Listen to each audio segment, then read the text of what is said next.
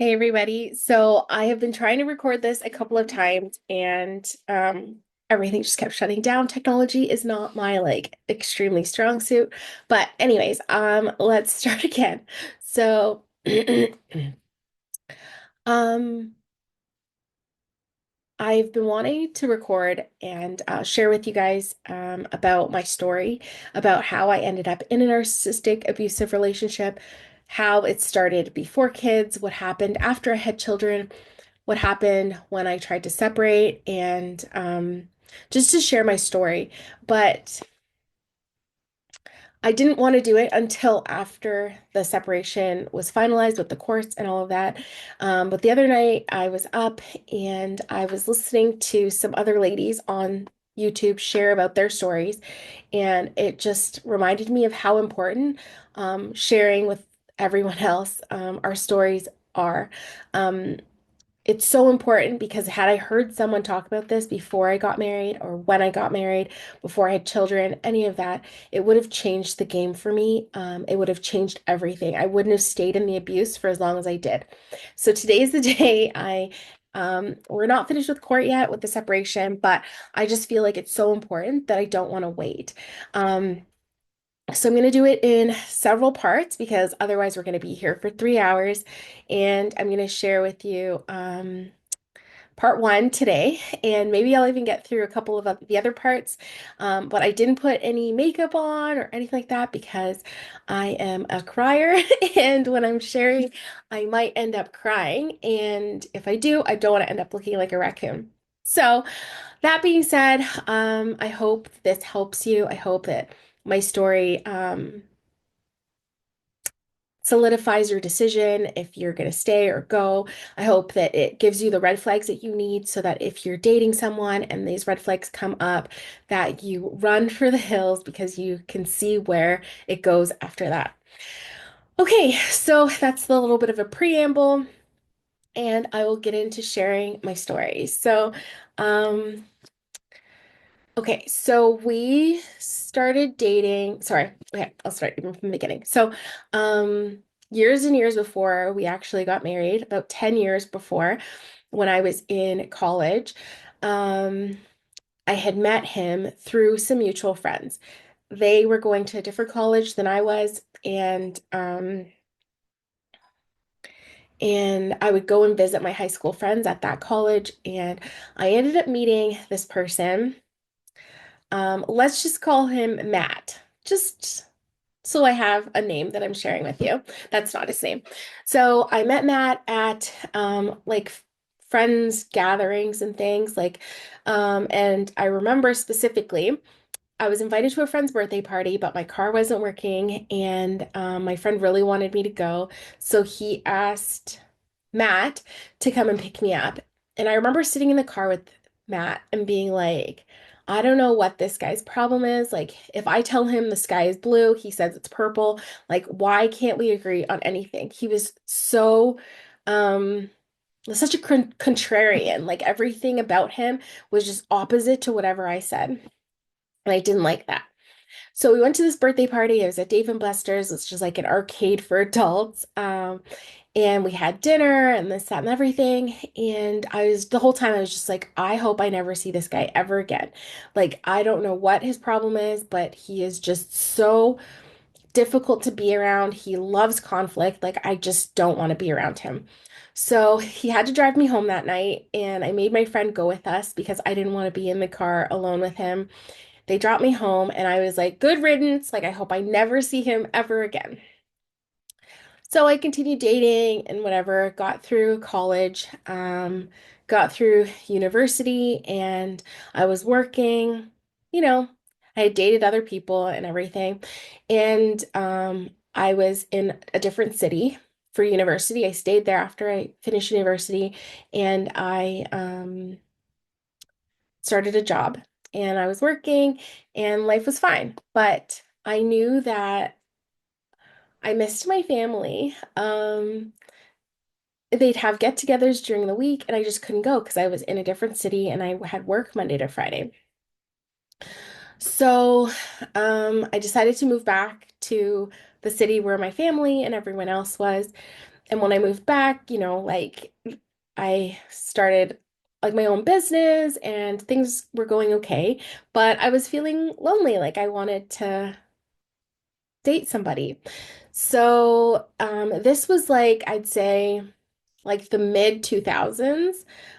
So like around 2011 or so. So I started online dating because it was all the rage back then.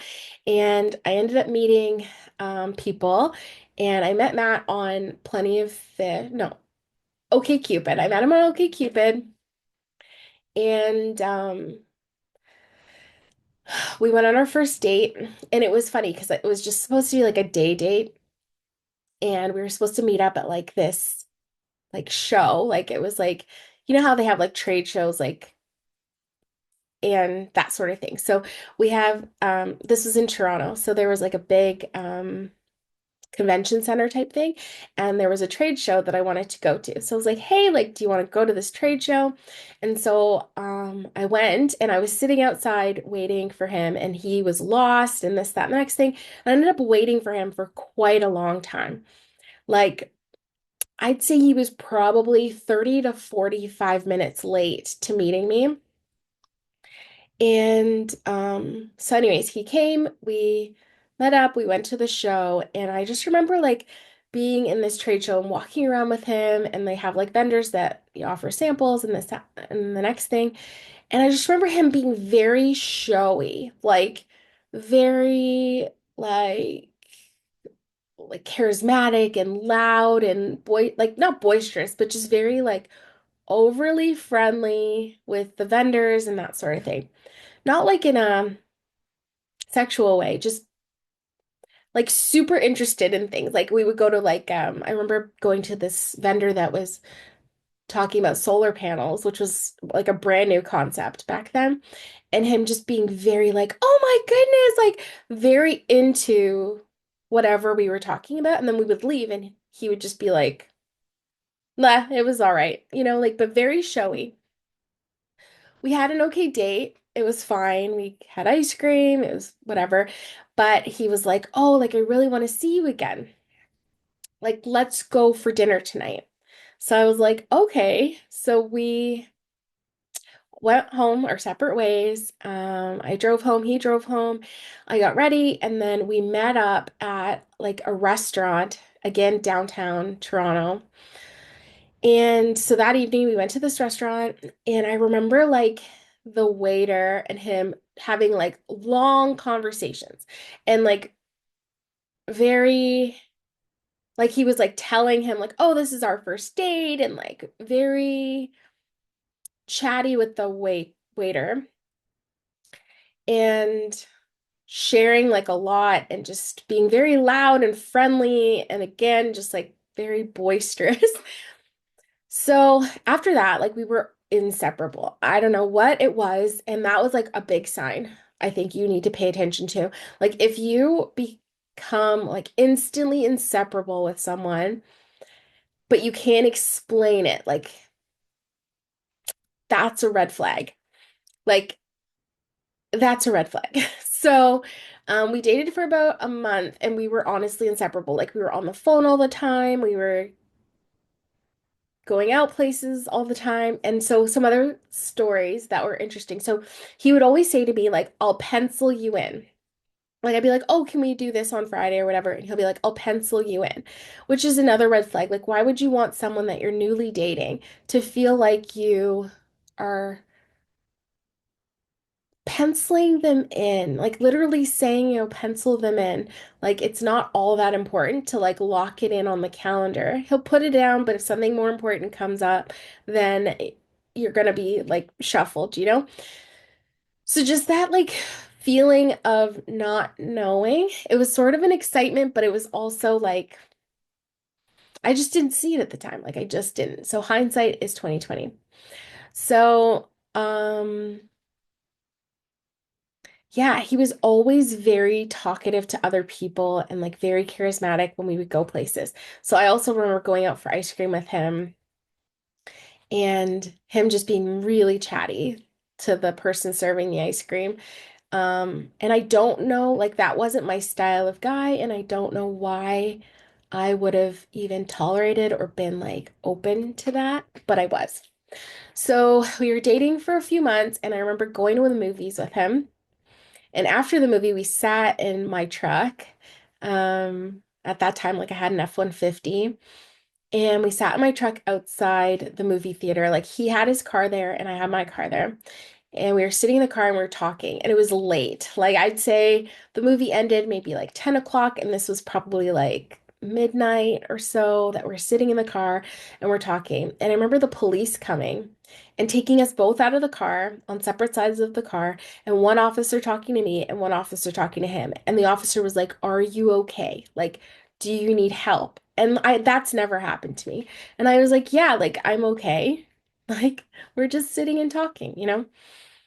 Um, and I don't know why that sticks out as a memory to me, but it does. So, um, and we would do that all the time. We would sit in one of our cars till very late and just talk. Like we would park anywhere and everywhere and just sit and talk, um, for hours. So that was the beginning of a relationship. As soon as we got together from online dating. We were inseparable. We saw each other multiple times a week. He lived in the West End and I lived like more central, and he would always come to me like multiple times a week. And um, yeah, so that's how our relationship went along for a long time. And then we went camping at a spot that I have always gone camping with my friends and everything. And we took my car, I drove. He had no idea where we were going, or like he'd never been there before. And I just thought it was like, oh, that's so cool. Like he trusts me. And so while we were there camping, um, throughout the night, he was like, and instantly my mom like loved him.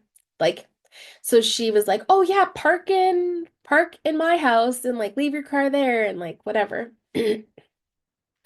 So we went camping, and on this camping trip, it wasn't very long into the relationship. I'd say it was like less than 3 months for sure. But we had been together like 3 to 5 days every week from the beginning. So it felt like the relationship was actually like months and months and months long, as opposed to just like 2 or 3 months long. So we went camping, and on that camping trip, I remember him being like, "How much do you like me? Like, how much, like, do you really like me? Like, I don't feel like you like me." And like, he manipulated me into saying I love him, and he didn't say it back. So that was another huge red flag in hindsight.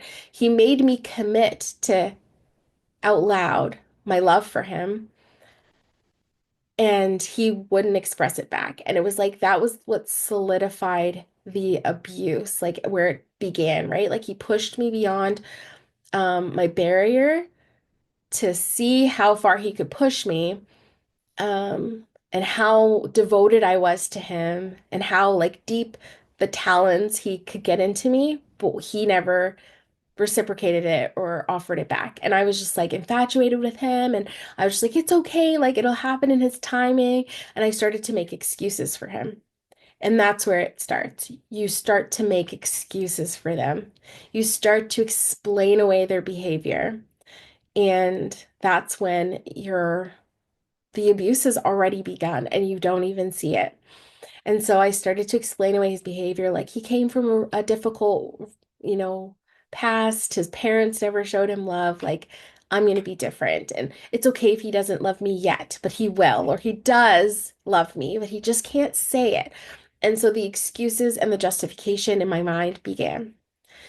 So we dated for about 8 months, and I was just like, this is my person. Like, I just know it. And he was selling me this dream. He was saying that he had all these plans to buy hotels, and he was going to run them, and he knew everything about hotels, and he was going to make millions being this like hotel investor and like operator and all of this. And I bought it. And was he was like one of the union stewards at his work, and he would like go to events, and everyone was like, "Oh my goodness, like Matt, come take a picture with me, Matt." Like everyone loved him. And I liked it. I liked getting dressed up and going to events and hanging on his arm and, being his person. And I was like, great, like I'm going to support this person's dream and we're going to make this dream our dream. Um, and he would go to like events and people would be like, come and like make a speech, like come here right now. And he would get up on the stage, take the mic. He was so comfortable, so confident. He could come up with like a speech at the drop of a hat. He just was just so charismatic and comfortable being around people and in the spotlight. And he really did sell me a dream that turned out to be a nightmare. So it was probably about 7, 8 months later that we decided to go to Niagara Falls for New Year's.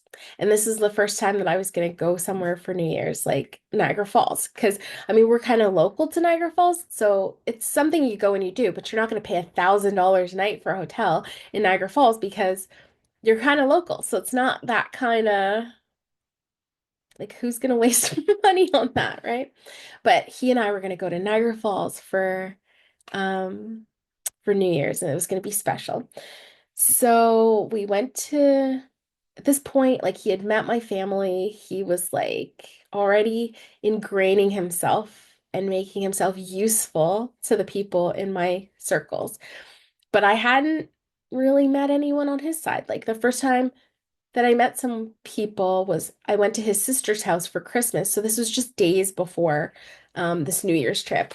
And that was the first time I had met his sister. And I only met his sister. I hadn't met his dad. I hadn't met his mom, his brothers, like nobody, just his sister. And oh yeah, and the whole time we were dating, he was living with his dad and his sister. Um, and yet I didn't know much about him. Like I just didn't know as much about him as I probably definitely needed to know. So, we go to Niagara Falls and, we're walking up and down and they do the fireworks at midnight and it's beautiful. And then we go on, and we had been sitting in this like beautiful floral garden that they do in the summer, but in the winter, it's not got a whole lot of that beauty to look at, but it was like a perfect spot to see all the fireworks.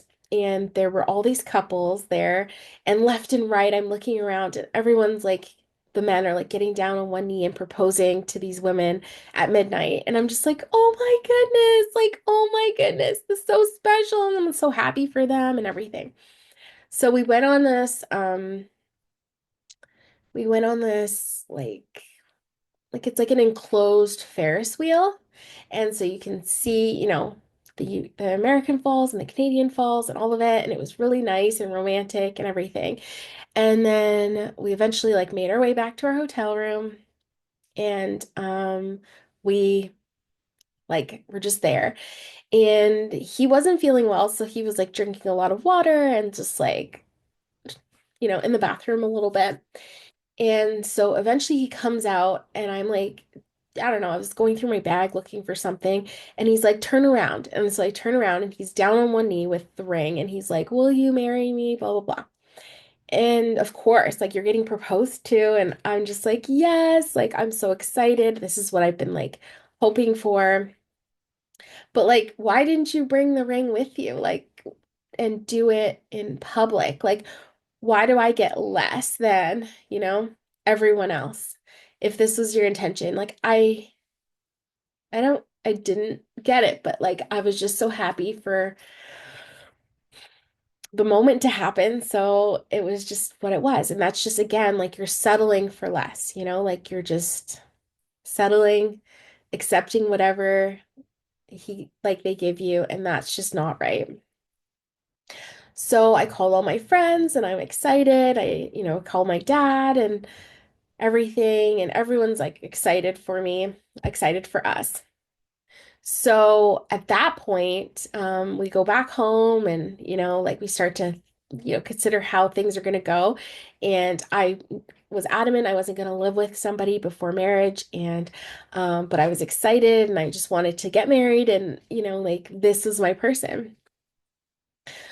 So, at that point, here's another red flag. So at that point, he was working for a hotel and the hotel wanted to get rid of him badly. Like, but they had a strong union that he was a part of, and they wanted to get rid of him so badly, and they couldn't because of the union, and he knew all his rights and everything.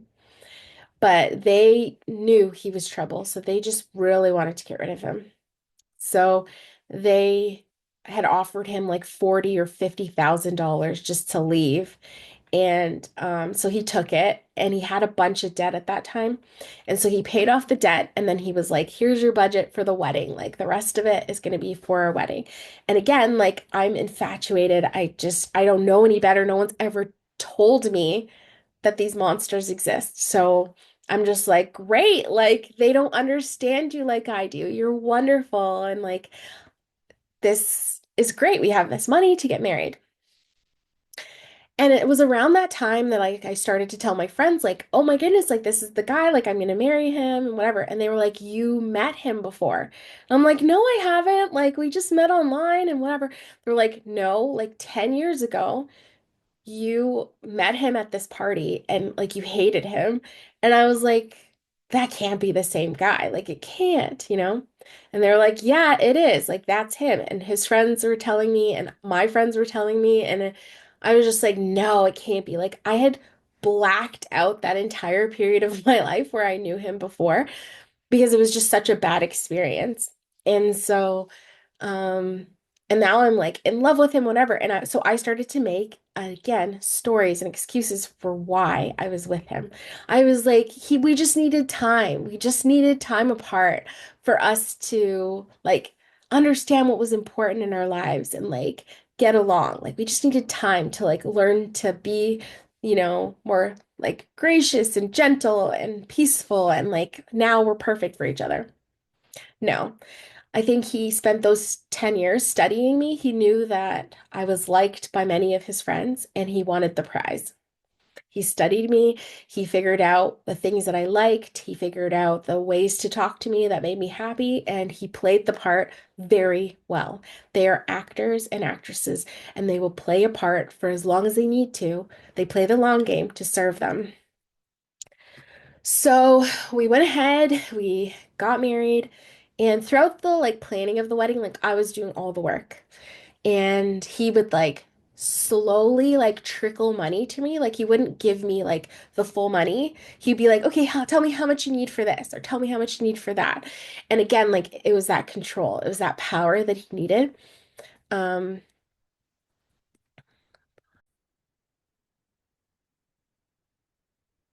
so he would like trickle the money down whenever I'd have to ask him for it, be like, I need $800 to put a deposit on the photographer. And he'd be like, okay. And he'd give me that. So when we were planning our wedding, I was like, well, like I don't really need a huge wedding. I just want the people that are really important to me. And so we had about 80 people at our wedding. And I think at that time, like he was trying to make his side look more propped up because again, I told you I hadn't met very many of like the people in his family. And so I had like my list. And so he started to like invite people from the union and invite people like coworkers, but there wasn't a lot of family. But I was just blinded, like I was just in love, so I didn't pay attention. So I remember at my bridal shower, my sisters were thrilled to throw me this bridal shower, and I was like, okay, like before the bridal shower, I was like, okay, I want to try and include his sisters in the wedding because I want to get to know them. Like I'm marrying into a family, right? Like I want to have a family and a relationship with his side of the family. So I remember like asking his sister to be my bridesmaid, the one that wasn't like, so he has two sisters. One has a child and one doesn't. So I invited the one that doesn't have a child to be in my wedding because the one that does have a child, she'd be busy with her son. And so I didn't think it would be like, it would work out well for her to have like a 2-year-old and then try and like be in the wedding party while she's there. So, but I invited them to my bridal shower. Like, I really wanted them involved. I asked them to go shopping with me and stuff like that. And they were not receptive. Like, I'd send them messages and like they just wouldn't reply. So it was very awkward and strained, and I was trying my best to like forge this relationship with them. So, um, so we get married. The day was beautiful. It was great. Oh, before the wedding. So before the wedding, so I was saving myself for marriage, and I remember going away with him on an overnight to a place like in Upper Ottawa Valley area, and it was like a ski resort in the winter, and in the summer it was just like a resort, so you could just hang out and do whatever. So, I remember him like forcing more physical contact on me than I was comfortable with. But I was like, well, we're engaged and like this is, but in hindsight, like he was pushing my boundaries to see if or where I would make him stop. And I was just too naive and like unaware that people like this existed. So I just, again, continued to make excuses. I was like, yeah, this is uncomfortable. Yeah, this is against my morals. This is against my values. But like, we're getting married and like, we're almost there. And like, this is my love. He would never do anything to harm me. Not true. So, okay, back. That was an aside. So we go ahead, we get married. And or sorry, again, him pushing my boundaries. Before we got married, I moved into an apartment that was going to be our apartment once we got married. He was still living with his dad, but I wanted like a fresh start for us. And I wanted to like move into a new place. So I rented an apartment for the both of us. And he couldn't be put on the lease because his credit was bad. And again, like mm, I was just like, we will build this together. Like he had excuses for that too. Oh, my brother opened a restaurant in my name and it ruined my credit and blah blah blah. So I accepted him because I thought people were honest. So I moved into this apartment and I think it was like in April and we were getting married in June. And I was always like very firm. Like I wasn't going to live with a guy until we were married. And he ended up moving in May. And again, I just made excuses. Well, he's coming every day anyways. And like we're getting married. The date is set. Like the marriage license has been applied for. Like this is gonna happen. So, I mean, what's the difference? It's just a couple of extra days before, you know? Again, he's pushing my boundaries. He's pushing my morals and values and disrespecting me. And I was just making excuses for it. I was making excuses for him. I was allowing these things, and he was just using it as a temperature gauge to see how deep of the abuse that he could get away with. So when he was like, yeah, like I'm always here, like it's hard for me to drive back home every night, blah, blah, blah. I was like, okay. So he moved in May, and we did go through with the wedding. We got married in June. And it was a nice wedding. Like, and we went on our honeymoon and it was fine. Like, it was fine. We went to Cuba, we went to an all-inclusive, and I was just excited for the future. I was like, this is my new life. Like, this is going to be amazing. Like, I have my husband, I found him. Like, we're going to build this empire together. So, after we got married, again, like, he would like push my boundaries and do things with me that I wasn't yet comfortable with. And then he would gaslight me. He'd be like, "Well, now you're a married woman. Like now you have to. Like it's your duty." And so I would push myself beyond where I was comfortable. And for the most part, things seemed to be okay, except for those instances. And I remember like him having sex with me while I cried and he didn't care. So everything from there, it just started to go downhill. After those papers were signed, we got back from this like fairy tale kind of honeymoon, things just started deteriorating. So He's a really good cook. Like he really is. He really does know how to cook. And so he started with criticizing my food.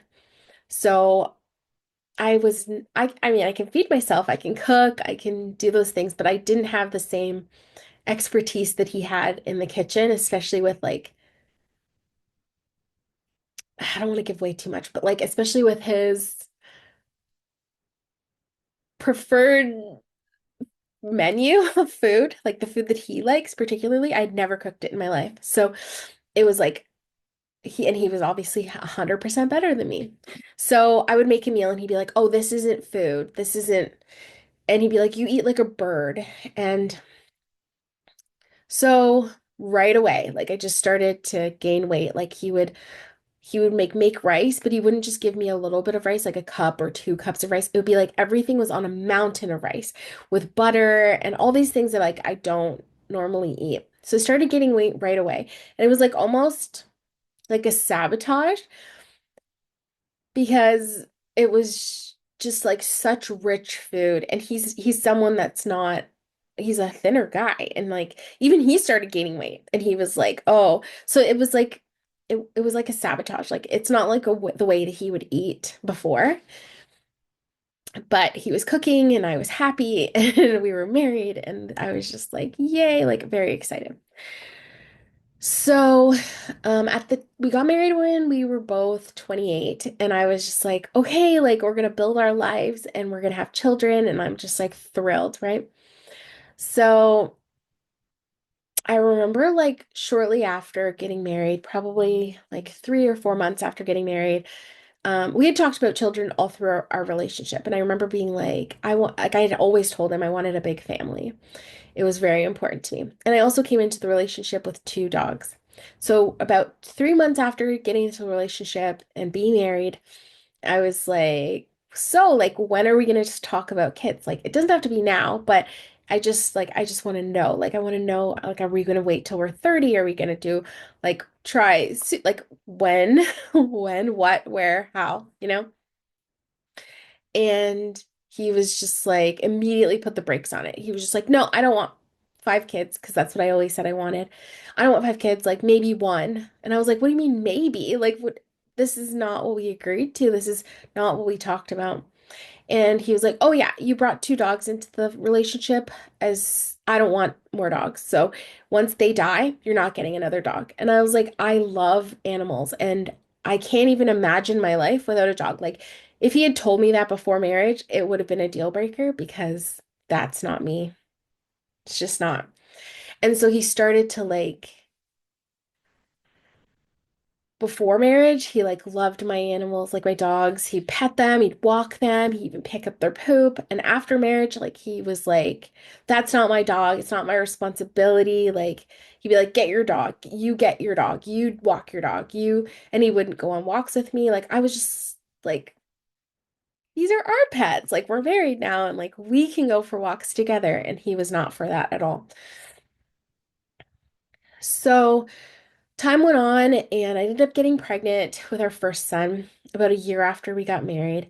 He was born like after that, and I remember the time around when he was being like when I was getting midwifery care, and he thought, "Oh, midwifery care is silly, like just go to the hospital, get the baby out." And I was like, "No, like it's a beautiful process. Like I really want like that loving, caring attention from a midwife." And so he was reluctant, but he like let me do what I wanted. We went to the midwife, and um I remember just like around the time that I was supposed to give birth, our apartment started getting cockroaches, and I do not do bugs. Like I cannot do bugs. Like even knowing that there's one bug in there, for me it was like pack up everything, we need to move, you know? So I went to him with my concern. I'm like, "We're bringing a new baby into this house. Like I can't live like this." Like I wasn't able to turn off the lights. I was just not sleeping well. It was really troubling me. And I would go to him and he'd be like, "You're making too much of it. It's no big deal. Stop making it a big deal." And he would just yell at me for having a fear of bugs and a concern about it. And so I was extremely stressed, like extremely stressed. Like I had to like clean everything and put everything in Tupperware, and like it just was very stressful. So I went to my parents and I was like, I'm about to have a new baby. Like, I can't bring a baby into a place with bugs. Like, that's just not gonna happen. Like, we have to move. So it took both my parents talking to him before he would say yes to moving. And he was angry with me for forcing us to move. He was angry with me for not being okay with bugs. He was angry with me for not wanting our child to grow up in a place with bugs. And so I had to pack up. The baby was just born. Like I had him for maybe like 2 weeks. And I had to pack up the entire apartment, like every spoon, every roll of toilet paper, every everything. I had to wash everything and then put them in Rubbermaid bins and then seal them with duct tape to make sure that we weren't going to bring a single bug with us to the next apartment. I had to throw away things that I just wasn't confident that I could clean. Like it was really, really stressful. And I had just had a baby like 2 weeks ago, like before, and he didn't help at all to pack up anything. He just grumbled and was angry with me, but I needed to move. So I found a new apartment and um, I was like thrilled to be getting out of there. And so like we moved and that was done. And then my son had his first birthday, and I started to lose crazy amounts of weight. Like, I was drinking Sprite. I'm not a person that drinks soda or pop or whatever you want to call it. I was drinking Sprite. I was like tons of it. I was thirsty all the time. I was trying to eat constantly. And I was like, okay, like our baby just turned 1. Like maybe my hormones are changing. Like, I don't even know. And I was losing like 10 pounds a week, like actively eating and drinking, and I could not maintain my weight. I was just dropping pounds. So I researched online and I was like, I have type 1 diabetes. Like, this is what this is. Like, I need to go to the hospital. And he gaslit me. No, you always think that you know what's going on with you. You're not a doctor. You don't know anything. Stop being dramatic. All of it. So I went to the walk-in clinic and I was like, I have type 1 diabetes. Like, you need to test me. Like, this is serious. And they were like, oh, our labs are closed, so come back Monday. And by this point, like my son was already 1. I had gone back to work, and I remember like having blurry vision. My hair was falling out. I was in really bad condition. And I had gone to the doctor, they took the blood work, and they left me a message while I was at work. And they were like, you need to come in tomorrow, like right away. So, what they should have done is tell me, leave work in a taxi and go directly to the emergency room. So, the next day, I went in to the doctor with my baby in hand and everything. And they were like, yeah, your blood sugar is raging out of control. Like it was like 33.9 when it should be between like 5 and 7. And they were like, you need to leave here and go directly to the emergency room. Like, don't even go home and get anything. They're like, I don't know how you're even on your feet. Like, you should be in a coma. So that was the day that my life flipped upside down. And I went to the hospital. I had to be admitted for several days. And so he had to take time off work and take care of the baby and everything. And while that was going on, I was like, don't tell my family.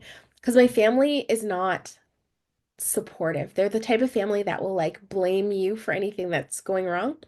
So, and they'll also come and like cry by your bedside, but not actually offer any solid support or help. And I was like, I don't need the drama. Like right now, I am suffering and I'm going through this, and I just need you to take care of the baby and not say anything. So I was in the hospital and for several days.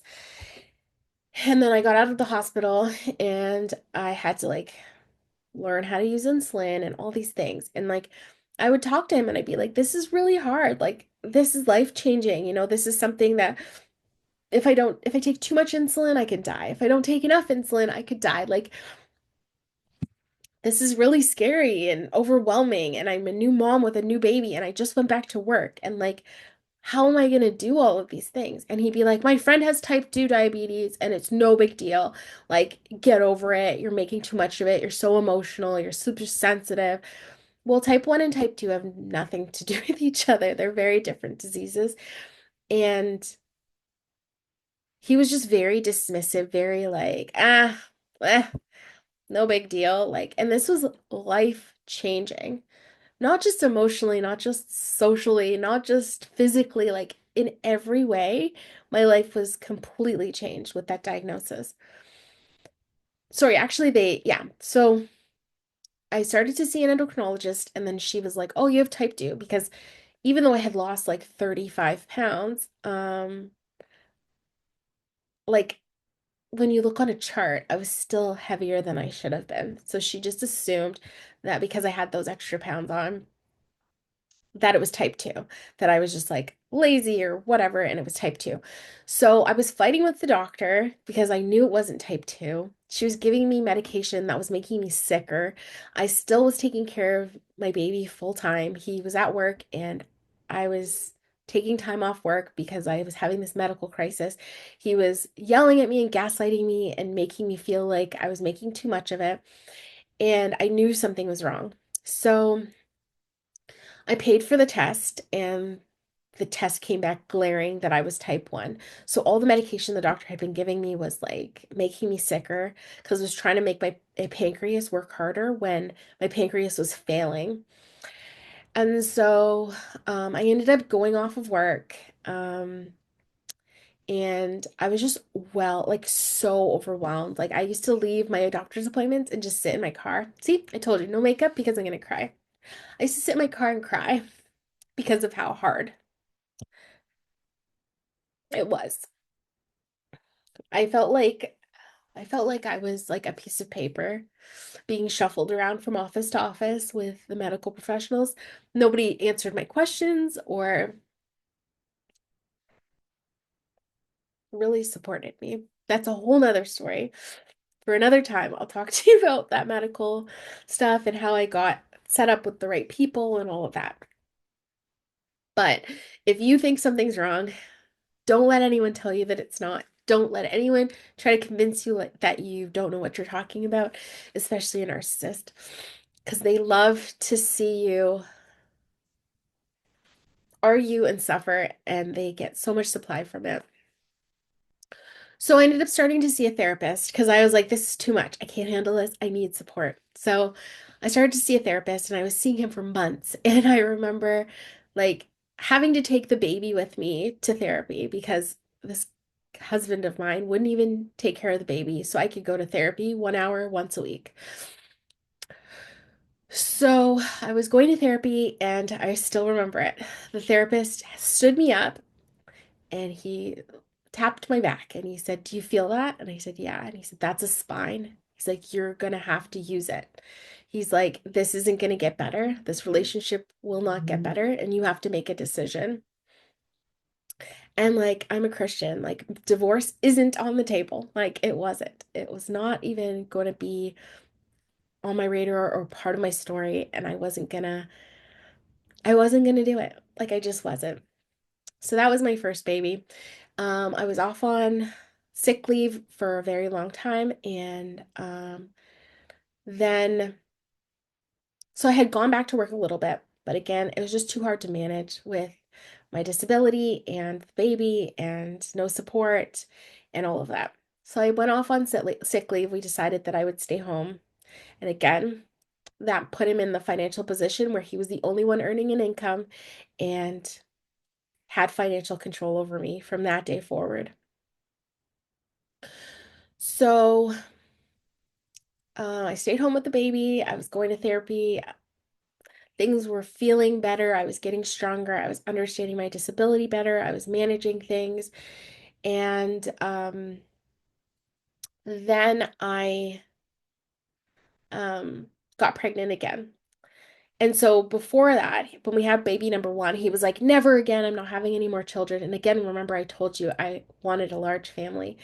And so I begged him. I mean, I say that my second child was made of tears because I cried daily because I wanted more children. And I think he thought I was getting close to leaving him, and I think he got me pregnant the second time to keep me in the relationship. That's what I think.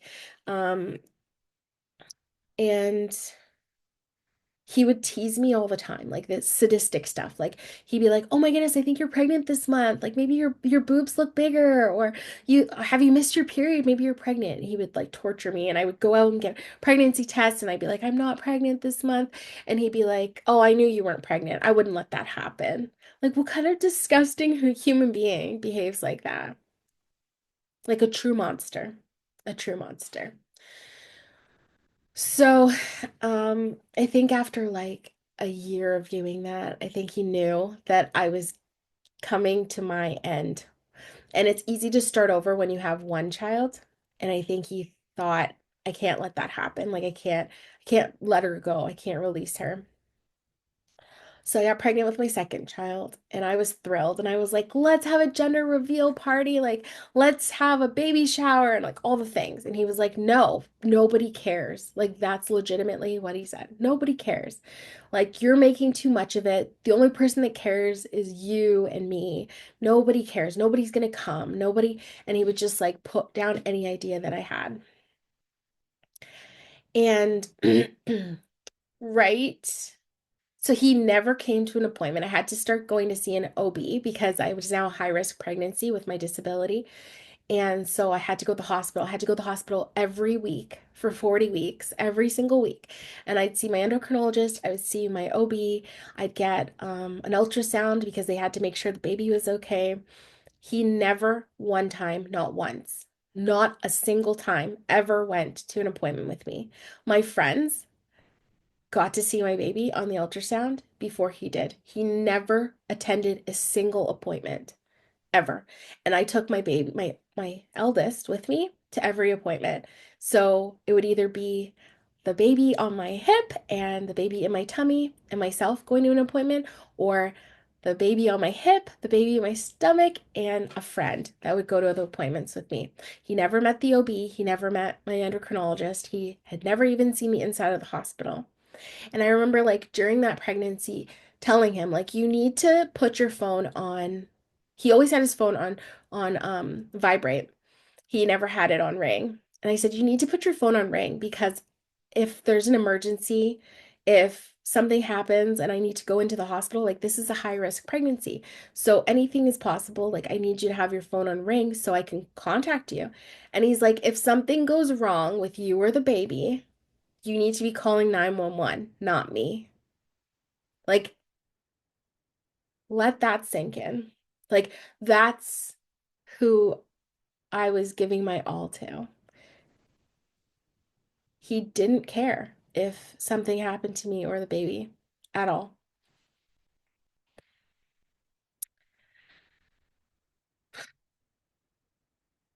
So,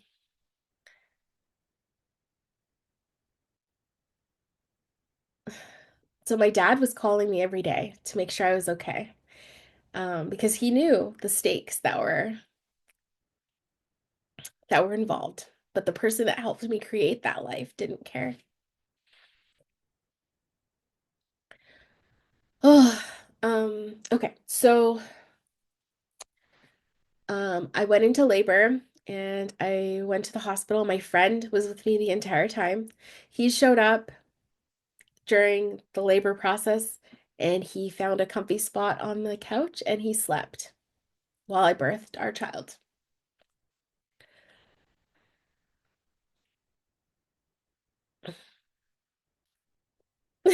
Like,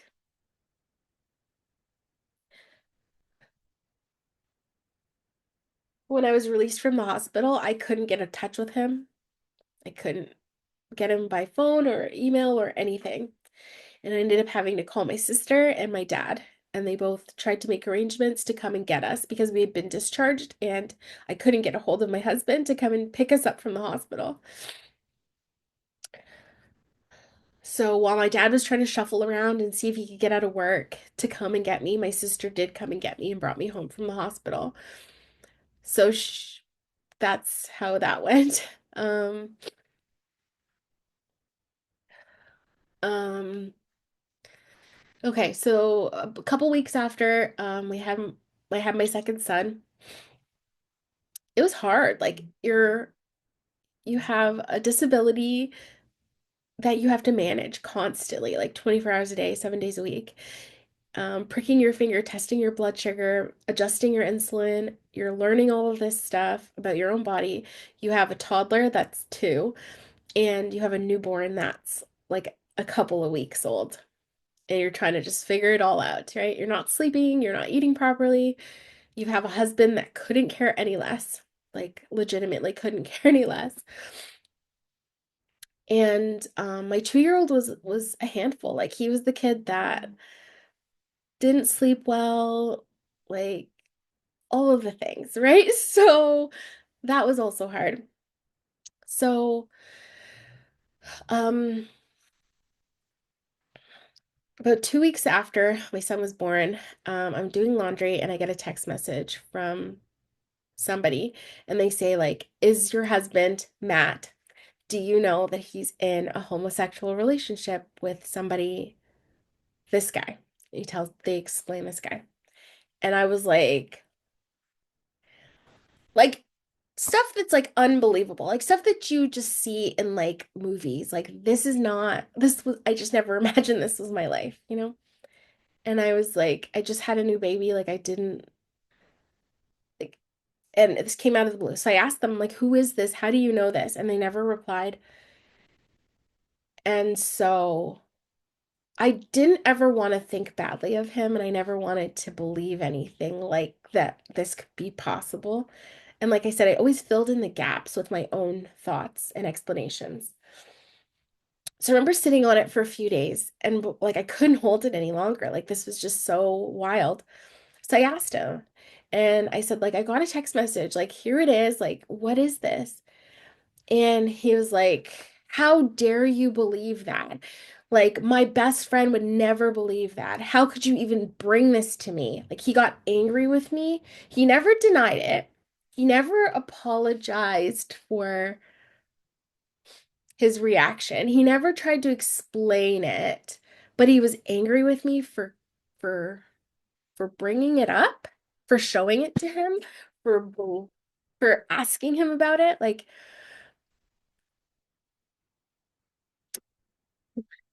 so I remember asking him about it a few times, and there was a time that I was like, "Why would someone say that about you? Like, okay, can you like explain this to me? You know, like it's if it's not true, then like, why would someone say this?" And he was like, I don't know. It's none of my business. I don't care.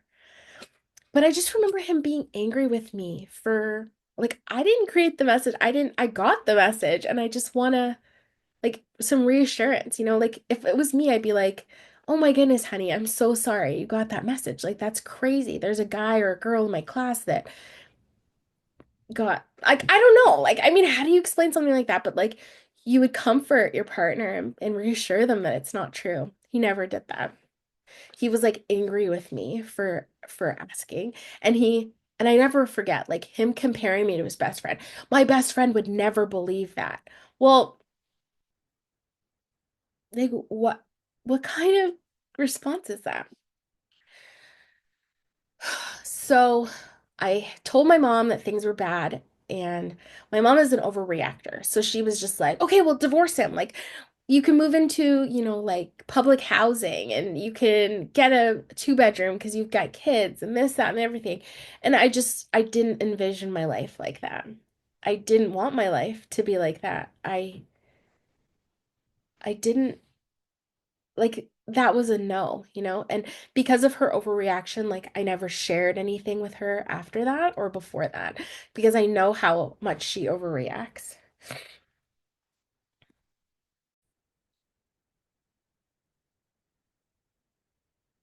And so, I mean, I had just had a new baby. My whole world was gonna crash down if I accepted it. and really thought what I read, like I chose to accept it, my whole world would have crumbled. Like I wouldn't be married anymore. I'd be a single mom with newborn, with a new disability. Like I can't work, like everything all together. And so it was just too overwhelming. And I just never could picture myself like that. So I just pushed it down.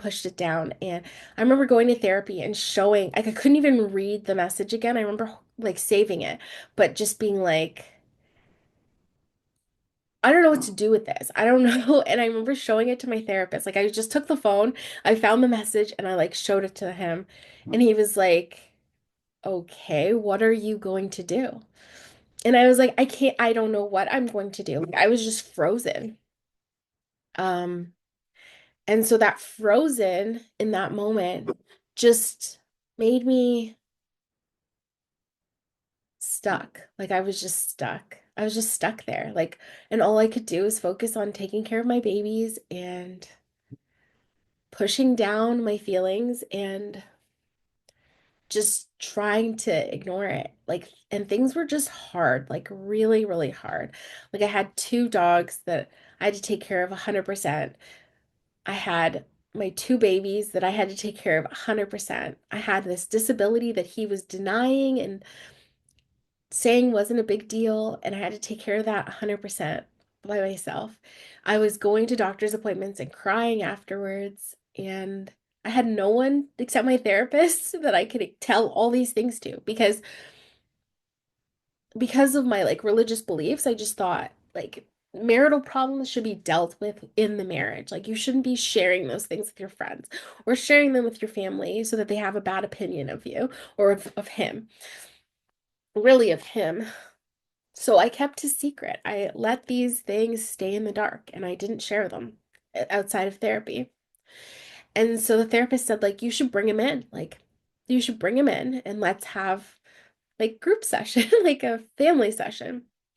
And so every week I would ask him, and for months I would ask him, and he was too busy. He could never fit in therapy. And I'd be like, okay, well, we can do it around your schedule. And he could just never make it possible. And so the therapist said, like, every time he would show me the empty chair and he'd be like, that empty chair speaks volumes, you know? Like, and I appreciate that therapist so much because he said the things that needed to be said, the hard things, but I just wasn't ready to hear them. So COVID hit. He was laid off. We had like a summer together where we were at our trailer, and it was great. It was so great. And we needed to reduce some expenses. And so we were talking to the trailer park owner, and um, we were saying that we were going to have to like give up the spot and sell our trailer. And I remember crying. Like, I was just there. I was in the conversation with the two, my husband and the trailer park owner. He's great. And I was crying because I was sad that we were going to have to give up the spot and I didn't want to. It was like my little piece of paradise in the woods, you know? And I enjoyed a lot of time there. And I was crying. And I remember the trailer park owner looking at him and looking at me crying. And he's like, your wife needs you. And he was like, oh, she just likes to cry. Like that was what he said to him. And I remember the trailer park owner looking at me and just being like he wanted to hug me and he understood and he couldn't understand how this person I was married to was so callous. And like his look told me so much more than like words could have said, you know? I'll never forget that look. It was like all those little things that eventually add up to you moving and like moving on. So, yeah, like he just stood there and let me cry and said I just like to cry. Um, so we ended up moving out of that trailer park resort place and around that same time I had saved up money. So I had gotten money as gifts from family, and I had saved up some money from like my disability and like all of that. And I was like, we need to buy a house. Like we're overcrowded in this place and it's time to move. And again, he just was not having any of it. He refused. And I was like, I want to go back to that city that I went to university in. Like it's such a great city to raise kids. Like it's like a city within a forest, you know. I love being in nature. And so I was like, let's go. And he, again, it was just like pulling teeth. Like he made me do all the packing, all the arrangements. Like he just was not involved. Like anytime there was movement, I had to be like at the forefront of it and I had to be the one that dealt with everything. So we ended up moving and I felt free. Like I was away from my family. They're super toxic. They're really unhealthy. And I just felt so free to be away from them because their judgment on of me like was just weighing heavily on me at all times. And so to be further away from them was like really a blessing. So we moved out here and I asked my pastor before we left. So I was before we left, like I was going to church all the time, like every week, but I was going by myself. He'd come sometimes, but it wasn't like a consistent thing. And for me, I'm like, church is family and family goes to church together. Like I had all these idealized views and he would just never make it a priority. He'd either be working or he would like pitch a fight right before church. So we didn't go together. And he would just be like, fine, you go. But in hindsight, it was like he just didn't want to go. But he would always like create a problem why he was gonna stay back because he couldn't stand me or something. So when we were really moving, I asked my pastor if he had a church to recommend. So he came here and I started going to that church again, just the my children and I, and he never once went. So I ended up moving churches and like finding a church that was really good for me. And right before that, things were still really bad in our relationship. I didn't have the therapist anymore. I was in a new city. I really didn't have the connections, but I was happier. I could get outside more easily, get into nature. Like I was building friends and community here, and it was good. It was good. The kids were doing really well. Like they were playing sports and things are good. He worked a lot and he worked still in the other city. So he would travel like 45 minutes each way. So he was home even less. And when he was home, he was like more miserable and not nice.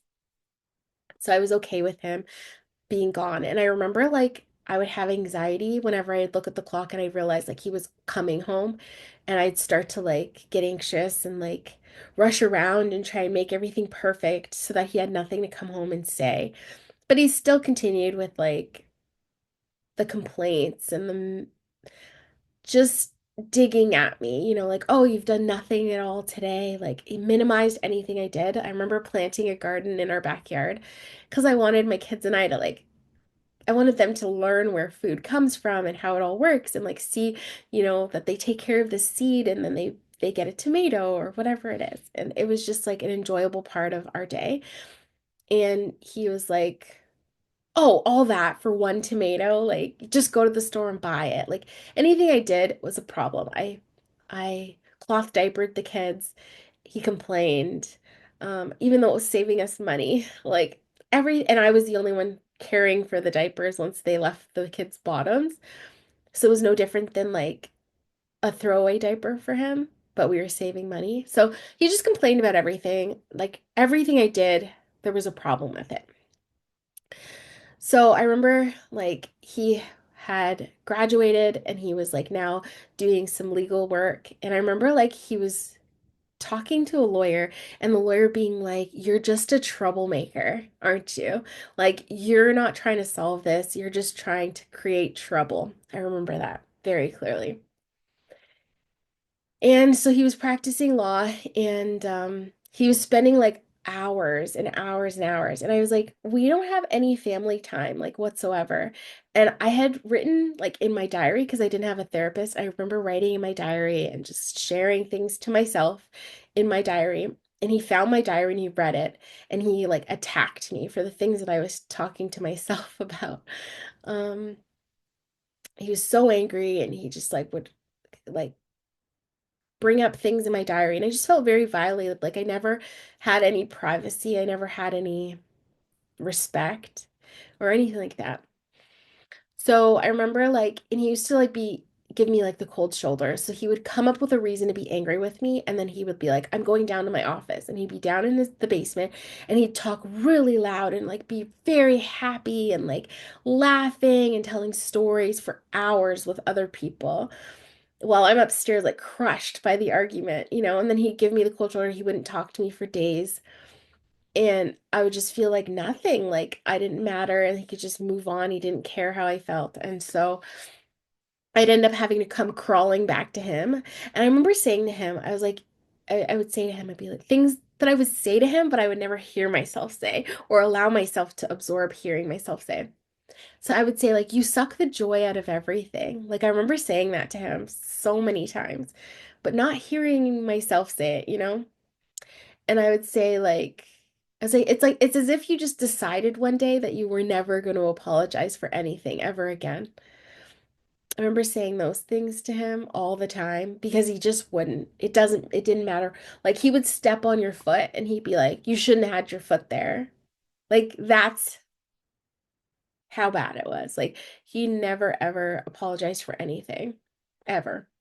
So there was a point where he had given me the cold shoulder and he was ignoring me and he was on the phone. He loved getting on the phone and just being super happy and super like boisterous. And by this point, like we were already like 8 years into the marriage. We stopped dating. He would get mad at me because I didn't have a babysitter. But if I would try and get a babysitter, he would find a problem with the babysitter. And so we couldn't have them as a babysitter.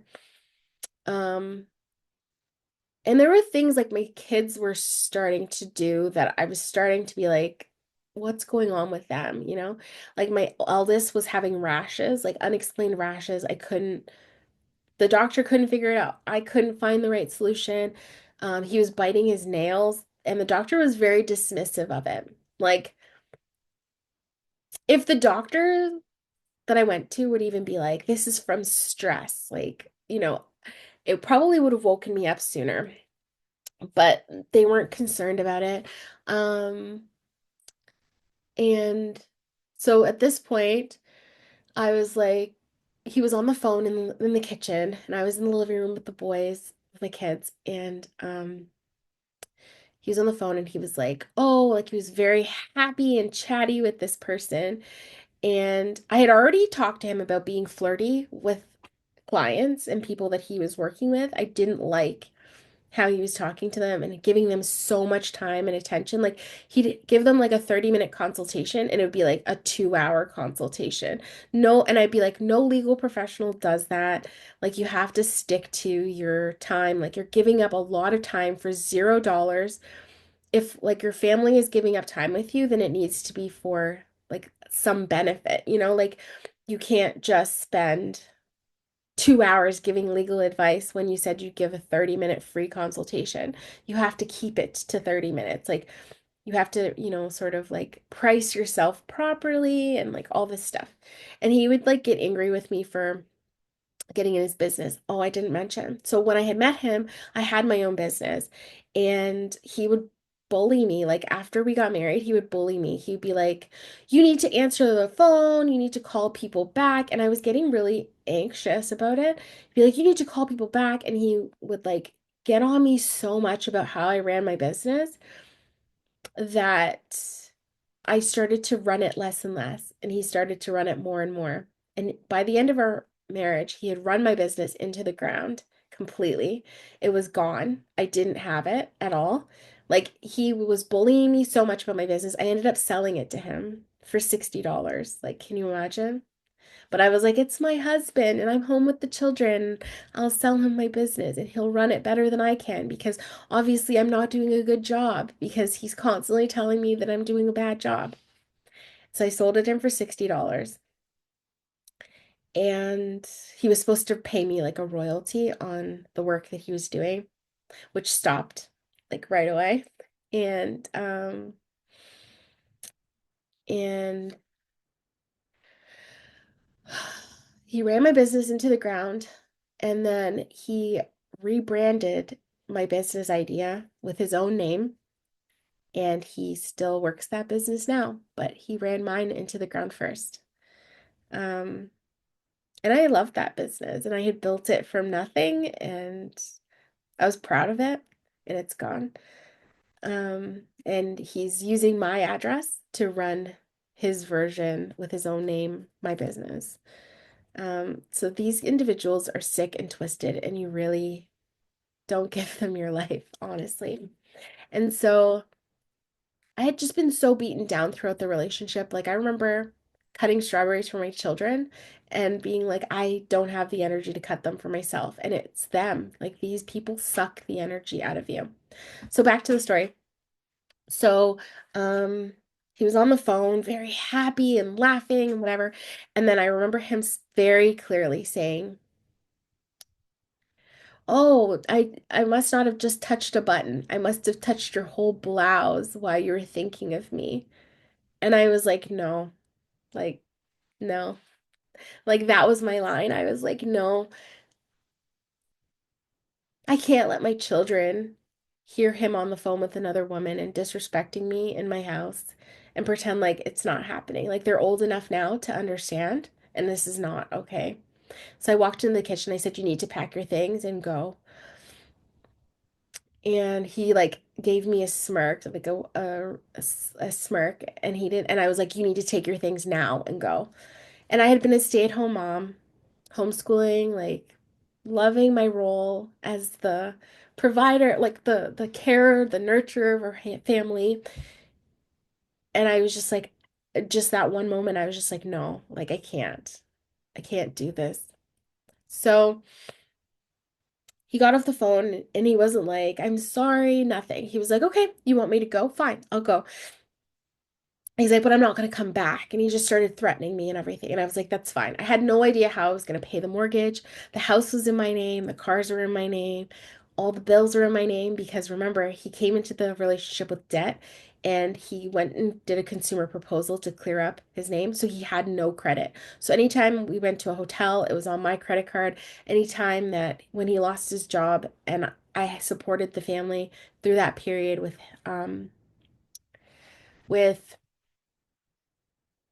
my credit card, like my credit card was used for everything. If we wanted to buy something on Amazon, I had to use my credit card because they don't take cash, right? And he had no credit. So I knew like I had these two young children, I had a house and like everything, and he had all the money. And I just knew I couldn't do it any longer.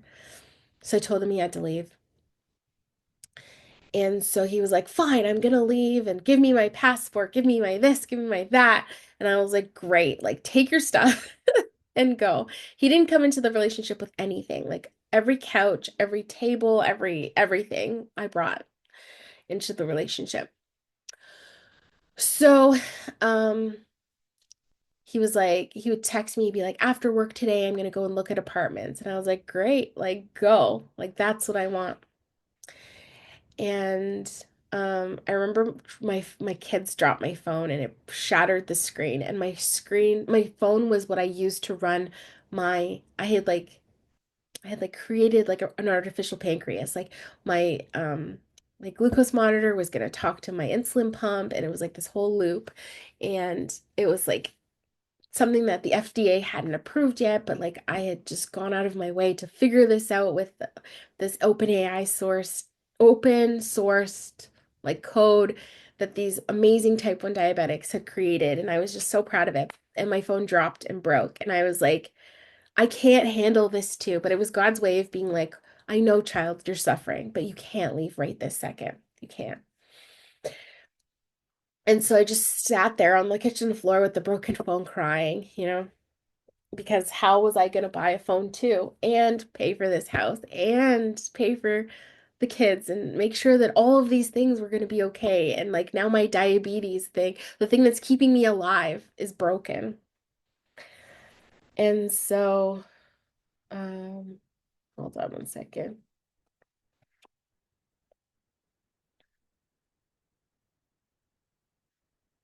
So I was really stressed. And it was that day he came back with all the promises. I'm sorry, I want our relationship to work. I know I haven't done this and that. And he listed and he said all the things, everything that I wanted to hear for the past 8 years. He said them. I'm sorry, I love you.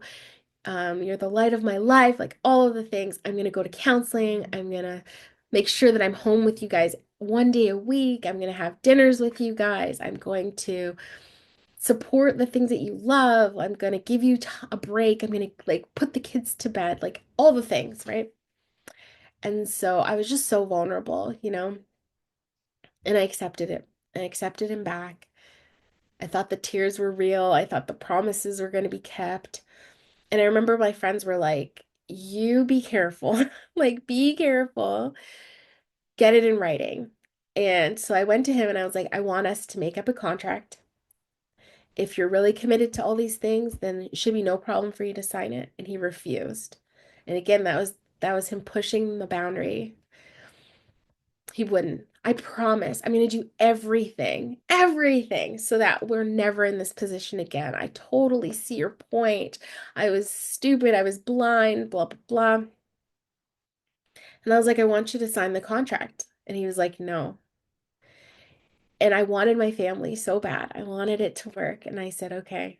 But I remember writing everything I wanted down, everything I told him he had to do. I remember writing it all down and being like, if the goalpost gets moved again, it's over, you know? And during that period of like breaking up, he was saying to me, if I knew you were going to do this to me, I would have done things differently. I would have had kept money. I would have, and I was just so naive. So that was tough. And I remember telling my dad, I was like, I need out of this relationship. This is before I said it to him.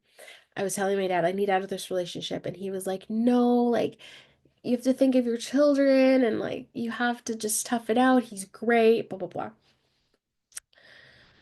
So I remember trying to get out and trying to get help. I told my sister, but I didn't tell them everything because I was just like, that's between a married woman and a married man, right? You don't share these things with people. You don't want to ruin their opinion of you, of him, sorry.